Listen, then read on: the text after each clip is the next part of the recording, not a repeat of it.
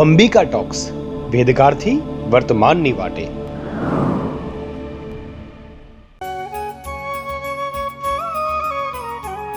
પોષી પૂનમ એટલે માં અંબાના પ્રાગટ્યનો પાવન અવસર.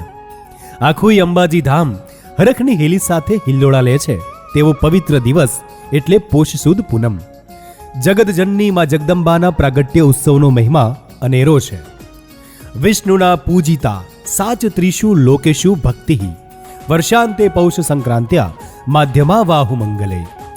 પૌષની સંક્રાંતિના અવસર પર મનુએ મંગળ કળશ પર આહવાન કરીને માતાજીની પૂજા કરી તેના પછી તે ભગવતી ત્રણેય લોકમાં પૂજ્ય થયા.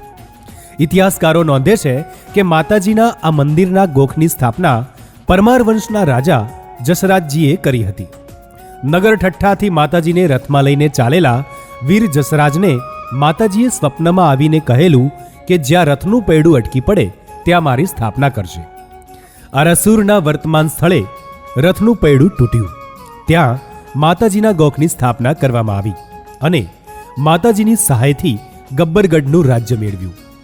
નિર્ગુણ નિરાકારમાં અંબાનું પ્રાગટ્ય અસુરોના સંહાર કરવા માટે વારંવાર થયું છે. જગતજનનીના પ્રાગટ્યોત્સવ પછી રાક્ષસોનો નાશ થયો છે અને સાત્વિક શુદ્ધ જીવનની અનુભૂતિ માના સાક્ષાત્કારથી થતી રહે છે. તારીખ 13 જાન્યુઆરી 2025ના રોજ પોષ સુદ પૂનમના પવિત્ર દિવસે વિશ્વ પ્રસિદ્ધ યાત્રાધામ અંબાજી મંદિરમાં ચાચર ચોક ખાતે મહાશક્તિ યજ્ઞનું ભવ્ય આયોજન કરવામાં આવ્યું હતું. મા અંબાના સાનિધ્યમાં 100 યજમાનોએ યજ્ઞમાં આહુતિ આપી માની આરાધના કરવાનો લાવો લીધો હતો. નમસ્કાર.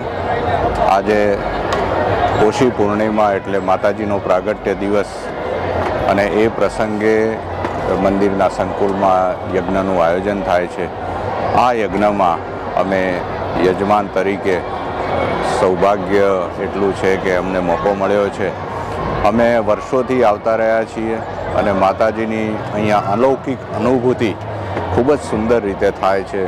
માતા ચાચર ચોકમાં હાજરા હજુર હોય એવો દિવ્ય અહેસાસ થાય છે અને સમગ્ર યજ્ઞ દરમિયાન આપણને એમ થાય કે માતાજી સાક્ષાત હાજર છે અને સમગ્ર વર્ષ દરમિયાન અહીં આવતા તમામ ભક્તોનું રક્ષણ કરતા હોય એવો અનુભવ થાય છે. અલૌકિક દિવ્યતા અને એકદમ શાંતિનો અનુભવ એટલે માતાજીનો આજનો પ્રાગટ્ય દિવસ અને યજ્ઞનું યજમાનપણું. ધન્યવાદ. વિશ્વભરના કલ્યાણ અર્થે કરવામાં આવેલ મહાશક્તિ યજ્ઞ દરમિયાન પોષી પૂનમે માઈ ભક્તોના અવિરત પ્રવાહ સાથે વૈદિક મંત્રોચ્ચારથી ચાચર ચોક ગુંજી ઉઠ્યો હતો.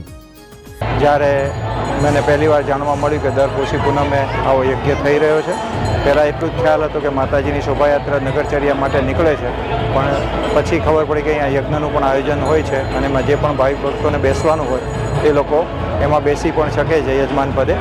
એટલા માટે પછી હું પણ છેલ્લા 3 વર્ષથી અહીંયા બેસું છું અને માતાજીના આશીર્વાદથી મને ઘણું જ સારું લાગે છે. મનની શાંતિ, એકાગ્રતા અને જે પણ આપણા કાર્યો અધૂરા હોય એ પૂરા કરવા માટે માતાજીના આશીર્વાદ લેવા માટે હું આ યજ્ઞમાં બેસું છું. બોલ મારી અંબે જય જય અંબેના નાદ સાથે અરવલ્લીની ગિરિમાળાઓમાં આવી ભક્તોએ માના પ્રાગટ્ય દિવસે દર્શન કરી ધન્યતાનો અનુભવ કર્યો હતો. મા અંબે સૌની મનોકામના પૂર્ણ કરે તેવી પ્રાર્થના સહ. જય અંબે.